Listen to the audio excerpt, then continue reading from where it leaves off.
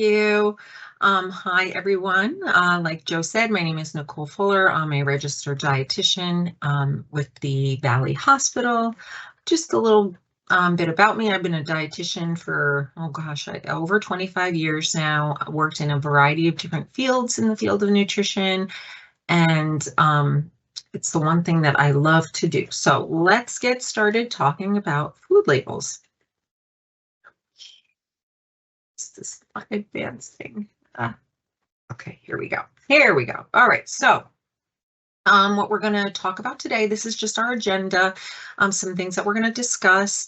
The nutrition facts panel, obviously, we're going to talk about the it has been changed within the less than 10 years. We're going to talk about the changes to the food label, the reasons why, what to look for when we're reading a food label, how to read the food label, some claims that you might see on the packaging of food items, and we're going to just do a couple label comparisons or little kind of Q&A about some labels. Okay, so this is what the old label is versus the current label, and here it's called original and the new label. We still call them the new label. However, of note, the labels were changed in 2016, and here you can visually see a rather big difference, and we're going to go over that and in more detail. Okay, so first of all, why did they make the change? What was wrong with the old label? Well, first of all, the previous label was over 20 years old, so it was time for a change. Also, with the new label, it's easier for consumers to sort of interpret or understand the information better so that you're better able to make better or healthier food choices, I should say. The new label sort of reflects the latest scientific thinking, as well as the links between the food and chronic diseases, which include things like obesity, cardiovascular disease, diabetes. The new labels are based on new nutrition and public health research, as well as more recent dietary recommendations. So let's go into what changed on the label. And we're going to talk about what changed on the label, and you will see examples of the new label in more detail as we go on. Okay, so what has changed? For starters, increased type or font size for the calories portion of the label, as well as the servings per container and the serving size. The actual amount and the percent daily value of vitamin D, calcium, iron, and potassium are included on the label now. The footnote of the label better explains what percent daily value means. The percent daily value tells you how much a nutrient in a serving of food contributes to a daily diet. So, and for food labels, a 2,000 calorie diet is used for general nutrition advice. And again, this might not make sense now, but I promise you by the end it will. Okay, so what else changed? So added sugars are not only in grams, but they are also in percent daily value. And the reason for this is probably because scientific data has shown that it is difficult to meet your nutrient needs while staying within your calorie limits if you're consuming more than 10% of your daily calories from added sugar. Okay, and this is consistent with the 2015 to 2020 dietary guidelines for Americans. So this is why this is on the new label. What else has changed? Vitamin D, potassium are now required to be on the label. And that's because these nutrients, Americans generally don't always get enough of, according to the nationwide food consumption survey done by the CDC. So, and when vitamin D and potassium are lacking in the diet, it's associated with an increased risk of chronic disease. So like vitamin D is important for its role in bone health, and potassium has been shown to help lower blood pressure. Okay, so that's why they're required. Calcium and iron are remaining on the food label. Vitamin A and C are now voluntary. And the reason for this is because in the early 1990s, Americans' diets lacked in vitamins A and C, but now A and C are generally, no one's deficient in it. So that's why they're voluntary. Other changes on the food label is that calories from fat have been removed, but because the type of fat is more important than the calories from fat. So that's why you don't see it on the label anymore. Daily values for nutrients like sodium, dietary fiber, and vitamin D are updated based on newer scientific evidence. So that is what has changed. Moving on to what else has changed, you could see there's been a lot of changes to the food labels, and it really makes sense once you really get into the nitty-gritty of it. Serving sizes are based on amounts, and now this is very important. Serving sizes are based on amounts that people are actually eating, not what they should be. Okay, previous serving size requirements were published in 1993. So they found that consumption patterns have changed since then. For example, if you looked at a old food label compared to a new one, ice cream used to be labeled as a serving size of half a cup. And I don't know about anybody else, but I definitely was eating more than half a cup of ice cream. So the newer label were changed to 2/3 of a cup. And soda was changed from 8-ounce serving size to a 12-ounce serving size because that's what people are mostly consuming. Packages typically consumed in one sitting will be labeled as one serving. Okay, so for packages that are between 1 and 2 servings, like a 20-ounce soda or a 15-ounce can of soup, the calories and other nutrients will be required to be labeled as one serving. And that's because people are typically consuming it in one sitting, if that makes sense. You will sometimes see dual column labels, meaning 2 different food labels, and that's products that have more than 1 serving, but they can be consumed in one sitting. Sometimes you'll see dual column labels instead of just the one, in case you've ever found that confusing. Okay, so what about now we're going to talk about navigating the food label.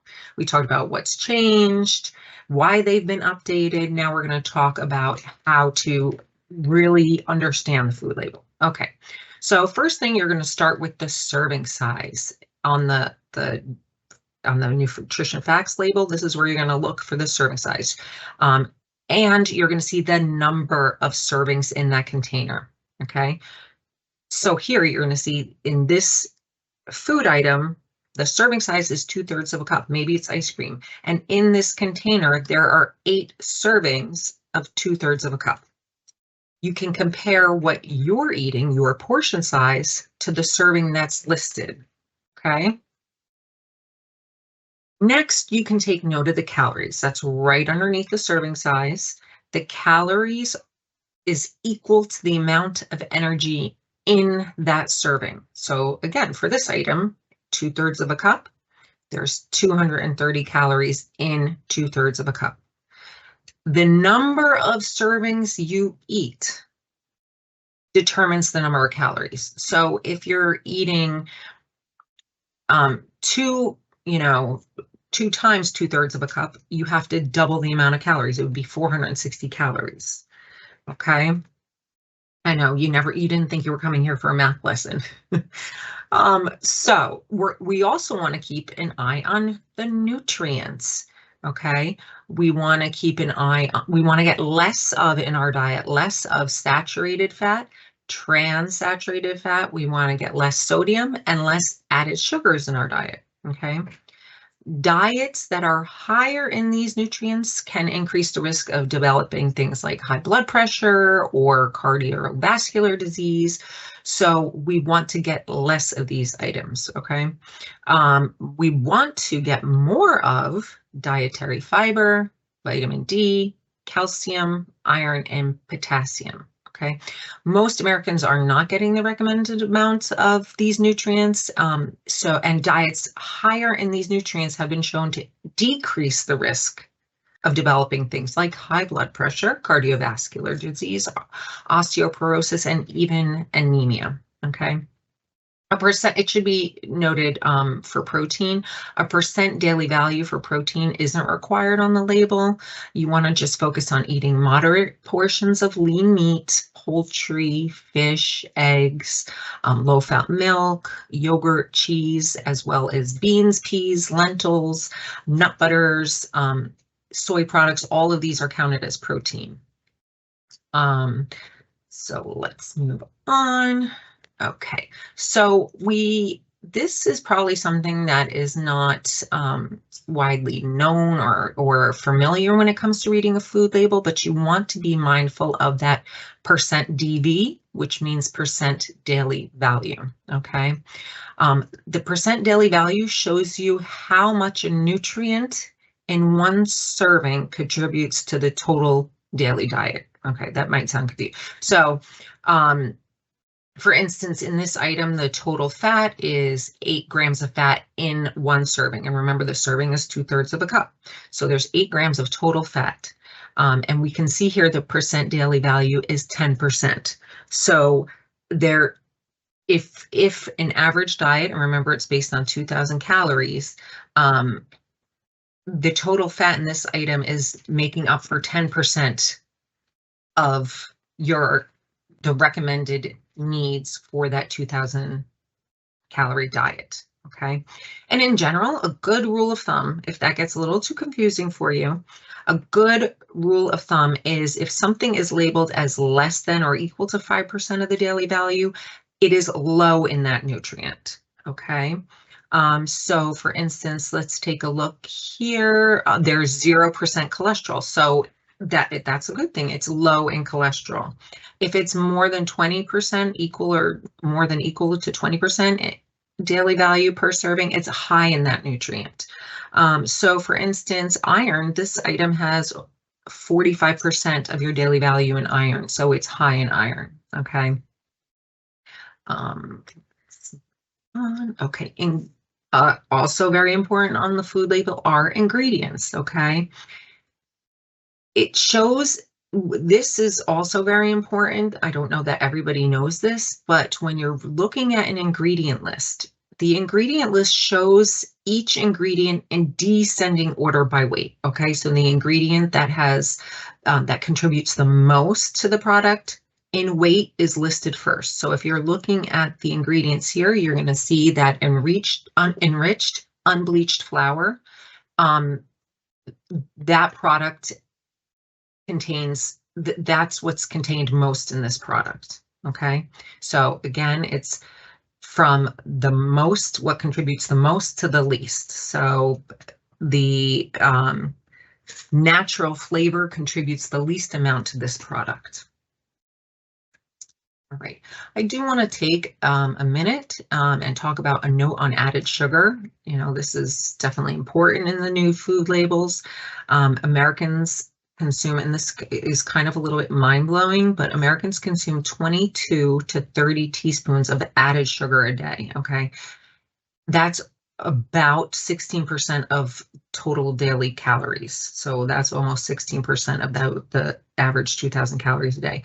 The major sources where this added sugar coming from in American diets, well, sodas, any kind of soft drink, candy, cakes, cookies, pies, fruit drinks, fruit punch, any kind of like aids like Gatorade, desserts, ice cream, sweetened yogurt, sweetened milks, and other grains like cinnamon toast or sweet high sugar cereals, for instance, like Cinnamon Toast Crunch. Okay, so Americans are definitely consuming more added sugar than the recommended amount. And speaking of which, a note more on added sugar, the American Heart Association, this is the recommended sugar limits for both men and women.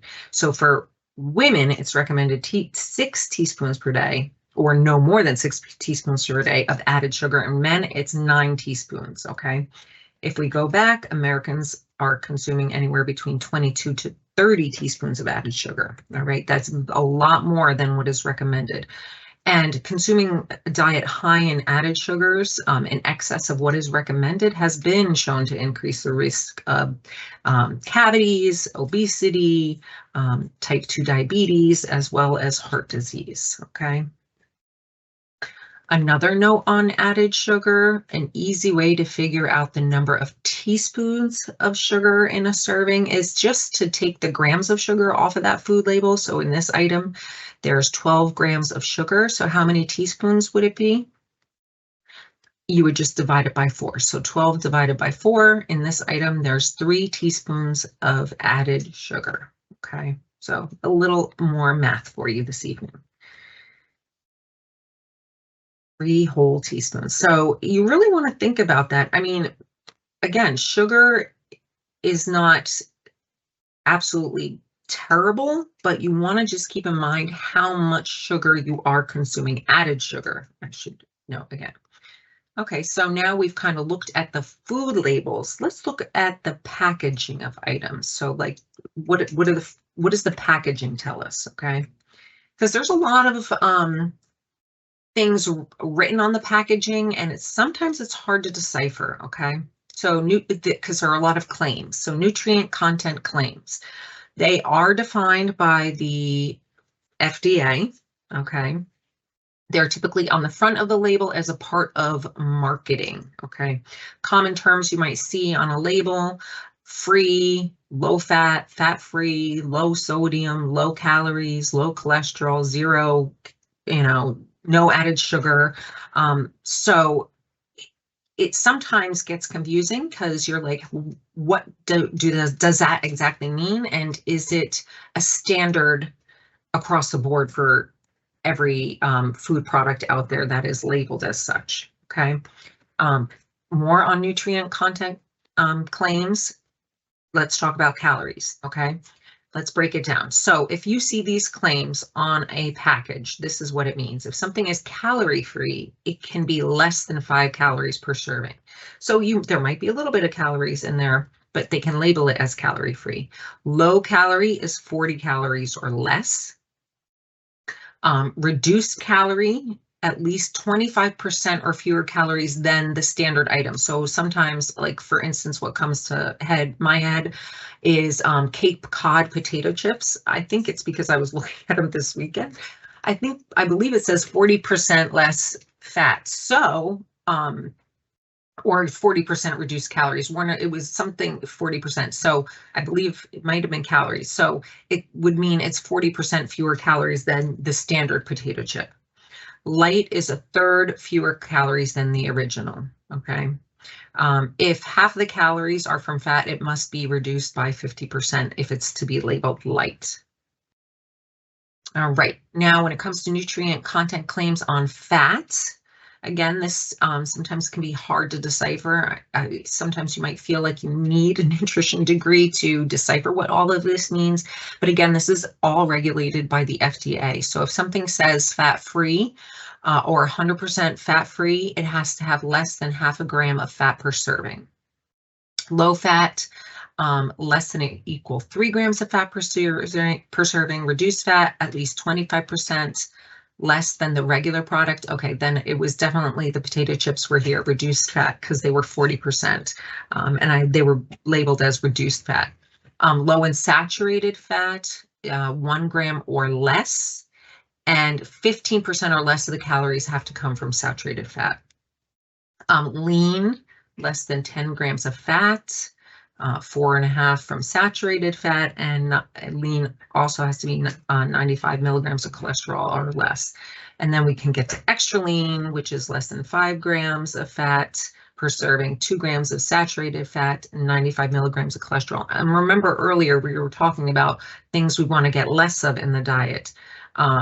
Saturated fat is definitely one of them, as well as cholesterol. Okay, so this is where it's important to pay attention to these claims, as well as also looking at the food label. Light is 50% less fat than the original. Okay. Now, when it comes to cholesterol, if this is something that you're trying to pay attention to on a food label, if it says cholesterol free, it has to have less than 2 milligrams of cholesterol per serving. If it's low in cholesterol, 20 milligrams or less. And if it's reduced cholesterol, at least 25% less than the regular product. It depends on what you're looking at. If you're more interested in what the claim is on the packaging, then these might be important to you. For most people, it might be actually reading the food label where you're going to get more information.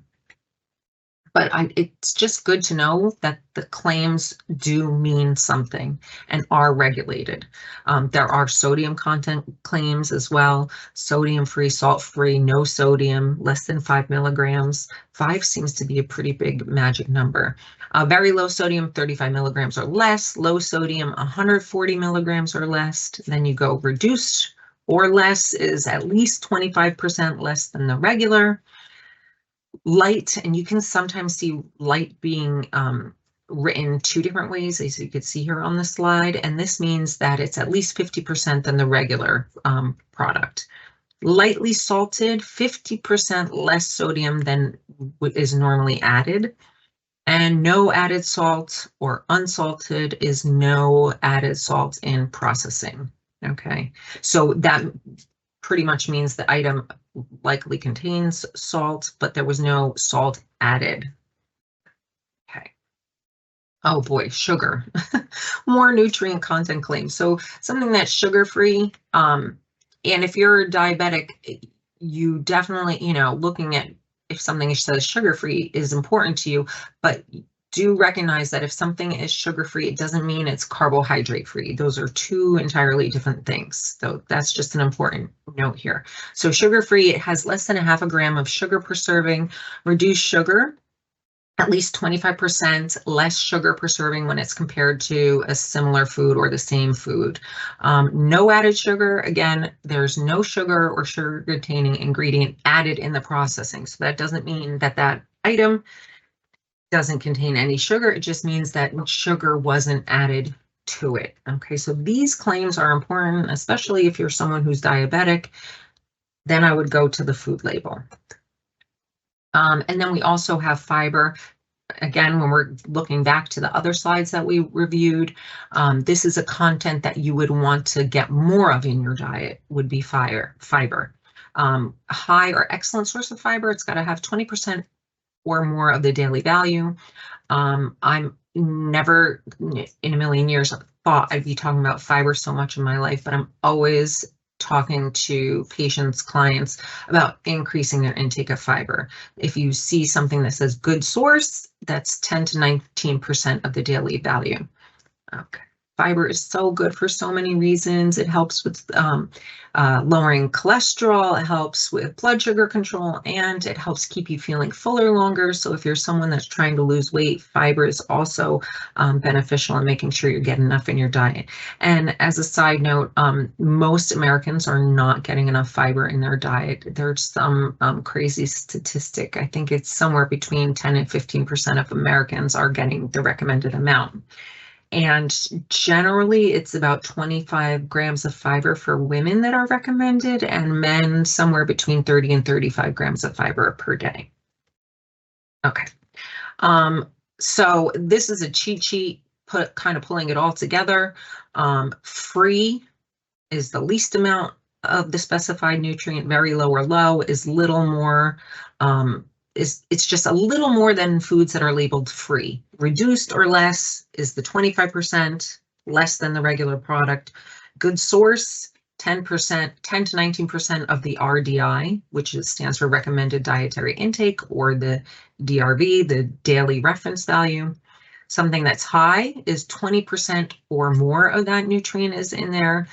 More would be fortified, enriched, added, extra, or plus. So it's got 10% or more of the daily value than the regular product. You might see like it's been fortified with iron or enriched with iron or something along those lines. And that just means that if it's labeled as such, it's 10% or more of the daily value than this same product. Okay. So health claims. Health claims are statements describing a relationship between a food or food component and a disease or health-related condition. The FDA is the one that authorizes health claims based on the strength of supporting scientific evidence. Okay, so those are the two essential components when it comes to health claims. It's the substance, a food component or ingredient, and a disease or health-related condition. Okay. Health claims. Okay, claims must make it clear that other factors like exercise, heredity, may also influence the development of certain diseases. Health claims cannot state the degree of risk reduction, and they must use words like may or might when discussing the food-disease relationship. So calcium and osteoporosis. So for instance, here we see a claim, calcium-rich foods reduce risk of osteoporosis. So the claim is that a diet that's adequate in calcium may help reduce the risk for osteoporosis, which is a degenerative bone disease. So the requirement is that at least 200 milligrams of calcium, no more phosphorus than calcium per serving, and calcium must be in a form that can be readily absorbed by the body. Okay. For instance, here we have a diet high in fiber, low in fat, saturated fat, cholesterol, reduced risk of heart disease. Okay, so the claim is along with eating a diet low in fat, saturated fat, and cholesterol, fiber may help reduce blood cholesterol levels and the risk for developing heart disease. So the requirement is must be or contain a fruit, vegetable, or grain product, has to have 3 grams or less fat per serving, fewer than 20 milligrams of cholesterol, 1 gram or less of saturated fat, 15% less calories from saturated fat, and it has to have 0.6 grams or more dietary fiber per serving. So you can see some of the health claim examples. It has to do with a nutrient and a disease risk. Okay, now we're going to kind of just test our knowledge here, and I'll go over it with you. So this is a food label, and we all know what this is. These are Oreos, and this is the ingredient list. So try and see if you can figure out the answer before I give you the answer. So how many cookies are in this serving, right? We're going to look at the label, okay? There are the serving size. Cookies per serving. Serving size is 3 cookies. How many servings are in a package? We're going to look here. There's 15 servings in the package, okay? What's the first ingredient? Well, the first ingredient here, we should all know, right? It's sugar. That means in an Oreo, the largest nutrient is sugar in an Oreo, and the least amount is soy, because it goes in descending order, remember. So sugar is in the first ingredient. There's more sugar than anything else in the product. How many grams of sugar per serving? Oh, we can look here. There's 14 grams of sugar in 1 serving. Okay, so 3 cookies, there's 14 grams of sugar. So how many teaspoons of sugar are there per serving? Okay, remember what we do? We take 14 grams and we divide it by 4 to find out how many teaspoons of sugar there are per serving. So 14 divided by 4 is 3.5 teaspoons per serving, okay? And in each cookie, now how many teaspoons are there in a cookie? There's a little over 1 teaspoon of sugar in each cookie, okay? Just to give you an example. And then we're going to bring it down to soda, okay? Here's a can of Coke. How many grams of sugar in this can? Okay, and the serving size is 1 can, and there's only 1 serving per container, right? And it's 12 ounces, which is the typical amount that we consume in 1 sitting. So 1 can of soda, how many grams of sugar? I'm giving you a moment to look. There's 39 grams of sugar. How many teaspoons of sugar are there per serving? Okay, again, we're going to take the 39 and we're going to divide it by 4. There's 10 teaspoons of sugar in 1 can of soda. Okay. How many calories? 140 calories in 1 can. Are there better alternatives? Definitely, if you're looking for an alternative to soda, juice would be a better choice than soda. Yes, you're going to probably have about the same amount of calories, maybe a little less. 8 ounces I would go for is around 120 calories, but I would go for 100% fruit juice, but it will have some vitamins and minerals, so it would be a better alternative. Also, let's face it, water or club soda, seltzer, calorie-free, those are even better options. Okay. So I want to go over some key takeaways, hopefully that you're walking away with from this presentation. You want to look at the ingredient list. You want to watch out not just for added sugars, although I did include that there, but also the saturated fat, transaturated fat, sodium, and cholesterol. Make sure you're getting enough fiber. Look at the fiber content. Pay attention to the percent daily values. Remember, if it's less than 5%, it's low in that nutrient. If it's 20% or more, it's definitely high in that nutrient. Okay. Be mindful of portion sizes. Remember, if you're looking at the serving size and you're eating more than that serving size, you got to add the additional calories, saturated fat, fiber, sugar, whatever it is you're looking at. Okay, so portion sizes are important. And now I'm going to open it up to any questions you might have regarding food labels, diet claims, food claims. All right. Well, thank you, Nicole. We have some questions here. Let's see. What is the recommended teaspoons of added sugar for teens? Oh, for teens. Yeah. That's a good question. I don't know off the top of my head. I can definitely find out. Joe, do you know what the recommended amount is for teens? It's definitely going to be less than what it is for adults. Yeah, I'm not sure. I can look quickly too and see. But let me see if I can find something quickly. I don't know off the top of my head, but yeah, I'm coming up with, oh, sorry. No, go ahead. I'm coming up with less than 25 grams or 6 teaspoons of added sugars for children's 2 to 18. Yeah, I don't know of a specific like quantity. I know, I figured it would probably be like less than, but yeah. So. Or limiting their overall intake. 10% of their total calories should be less than 10% or less of of their calories should come from added sugars. Yeah, makes sense. So, all right, let me see, what else do we have here? Okay. All right. When it says enriched unbleached flour, what are they doing to the flour?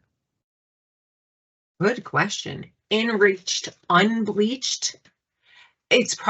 I'm assuming it's a white flour when they enrich the flour. So when you're taking, wheat and turning it into, flour, when they turn it into white flour, they're removing a lot of the outer layers of the bran. So, and with that comes a lot of nutrients.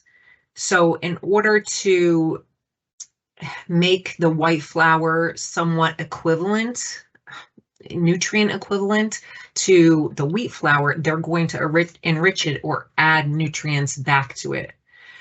They cannot, you're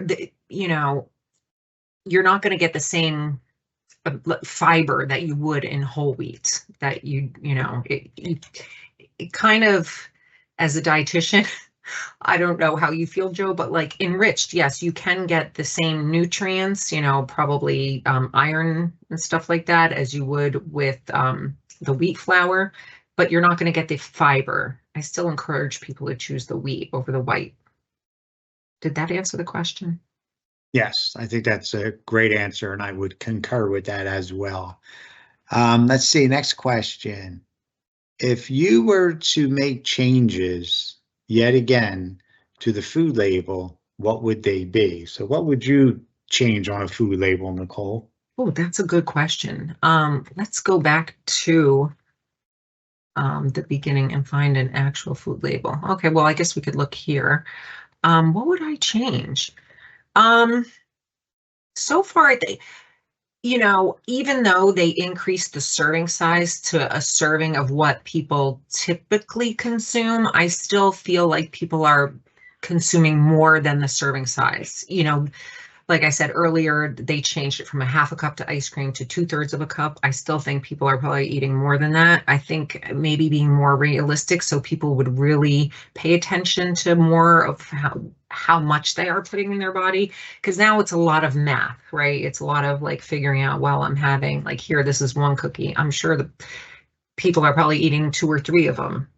And then you got to multiply everything by 2 or 3. So maybe starting with the serving size, but that's only if I were to, work for the FDA. Good answer. Keep that slide up because we got a question from Judy. She wants to know, what is the difference of the sugar content and the added sugar content of a Oh, food item? When you count, how much sugar do you use? Both or just the added sugar number? Thank you. okay. So where's that other slide? Hold on. Oh, wait, hold on. Okay, so let's look at this. American Heart Association recommends these amounts for added sugar limits for men and women, okay? This is where you would look for added sugar. Women, it's 6 teaspoons a day, 9 for men. Added sugars are different than naturally occurring sugars, okay? If you're trying to watch your added sugar intake, you're going to look at the added sugars. I know it gets confusing. The thing about it is that there are foods that contain naturally occurring sugars that you don't want to worry about as much. Dairy, for instance, if you're doing, a plain Greek yogurt, it's going to contain sugar because dairy has sugar, it has lactose. I really wouldn't worry about that much because you're also in that, plain Greek yogurt, you're getting calcium and vitamin D and protein. It's the added sugar. It's the sugar that they're adding to the product. Okay. So, yeah, we don't have a food label here, but this is a cookie. So I'm assuming they're going to be adding sugar. Like, let's get to that food label of the Oreos. Here, they have sugar. So this would be an added sugar, right? They have high fructose corn syrup. That's another source of sugar. So those would be added sugars. Those are of more concern, right? Or, with the soda, they're adding sugar. They have 39 grams of sugar, which is almost 10 teaspoons. That's what you want to be careful of, the added sugars. Did that cover it? Great answer. Thank you, Nicole. Next question comes from, let's see, it says anonymous, but I am a diabetic. How do you calculate amount when the label reads, it says 1/3 cup dry? How much should I have per serving? That's so specific. I can't really answer the question because I don't know what the food item is. And lots of times it'll say what it is dry versus what it is cooked. And what are you concerned with? The total carbs, the fiber, the sugar? It's hard to answer the question. Yeah. A lot of times it might say on the label, it might give you what the dry content is versus the cooked content, kind of like what Nicole said. So it might, like 1/3 cup rice uncooked, we know will yield a lot more than a third, uh, than a Cooked. third cup raw. So.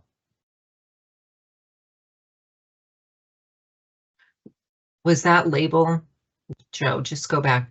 Was I understanding the question wrong? Did it say a third cup cooked or third cup dry? It said dry, like Okay. 1/3 cup dry. Yeah, yeah, yeah. No, it's very product specific, like Nicole said. So if you want to elaborate, just shoot us another question back. But let's see, what else do we got here? All right. Fiber is a carbohydrate? Question mark. Yes, fiber is, as you can see at this food label, it says dietary fiber, and we all know Coke has no fiber, but fiber is a part of carbohydrate. However, it might sound crazy, fiber does help with blood sugar control. Fiber, part of fiber does not get digested. We don't absorb it, rather, okay? So when I'm talking to a diabetic, a lot of times people say, don't you subtract a portion of the fiber from the total carbohydrate? I don't know if that's what you're getting at. While dietary fiber, I go with the total carbs. I do encourage an increased intake of fiber, even though it's part of carbohydrate, because it does help with blood sugar control. It helps keep you feeling fuller longer. It also slows down digestion. So whatever you're eating or consuming that has fiber in it, it's going to take longer to digest. So the goal is that it won't raise your blood sugar as high when you're consuming it. I know it almost sounds like it doesn't make sense, but it does. All right. Someone asked best sources of fiber. Oh, but any whole grains, like whole wheat bread. Something I recommend often is the light multigrain English muffins, and not that I'm sponsored by them at all, but for one muffin, there's 8 grams of fiber in it. So whole grains, for instance, I usually say if somebody's eating bread or when you're choosing bread, I look for 2 to 3 grams of fiber per slice. Oatmeal, any whole grains, as well as fruit and vegetables, plant-based stuff, lentils, beans, anything that's comes from a plant is where you're going to find your fiber. All right, let's see. Oh, and just if you're someone that doesn't consume a lot of fiber and you're trying to increase your intake, increase your fiber slowly and make sure you're drinking plenty of fluids. Great point, Nicole. All right, next question. What are some of the sneaky ingredient terms for added sugar, such as fructose, corn syrup? Some sneaky things for sugar. I actually have a list on this somewhere. I don't have it to show, but some things would be honey. You might think, oh, well, honeys would be considered an added sugar. Molasses, maple syrup, corn syrup, anything that ends in OSE, fructose, sucrose, dextrose, those are added sugars. Brown rice syrup, brown sugar, palm sugar, white granulated sugar. Those are some things that they try to sneak in there. Some of them sound healthy, or sometimes it'll be like fruit juice concentrate. That's an added sugar.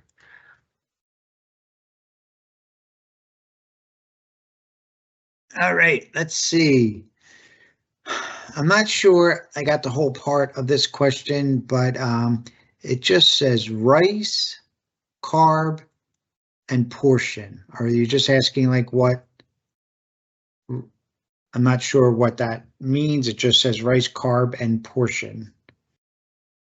Rice definitely is a carb, and a third cup cooked rice is considered one serving, or one carb serving, I guess.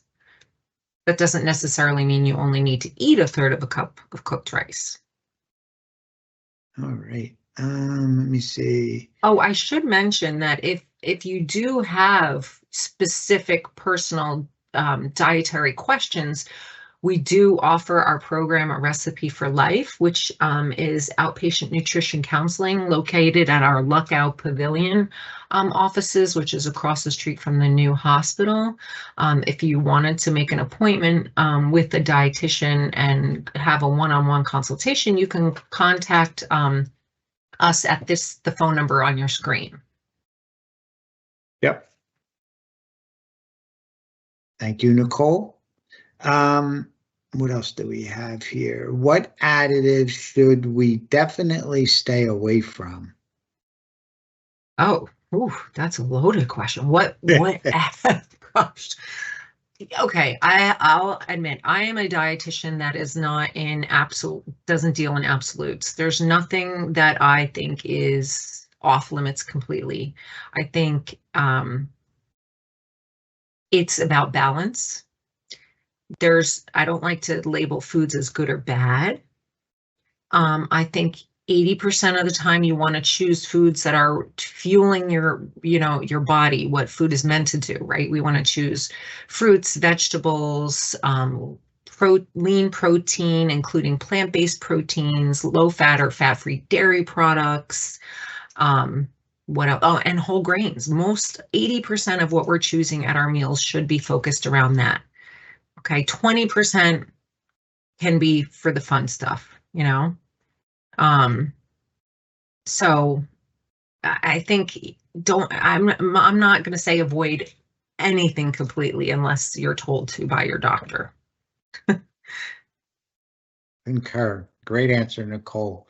Let's see. This is our last question. It says coconut oil has saturated fat, but since 60% is coming from medium chain fatty acids, does this make it heart healthy?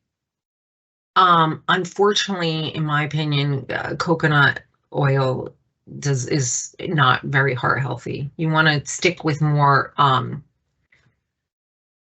like olive oil, avocado oil, canola oil. I know there's a lot of hype out there now about the vegetable oils, but I feel like they're safe. I know coconut oil was in the limelight a few years ago. There was a lot of claims made about it, but it is higher in saturated fat, which we know diet high in saturated fat puts you at risk for heart disease.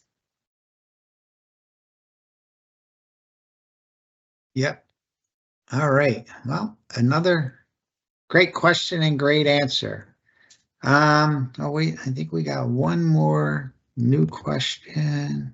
Oh, they just said great presentation and thank you. So, all right.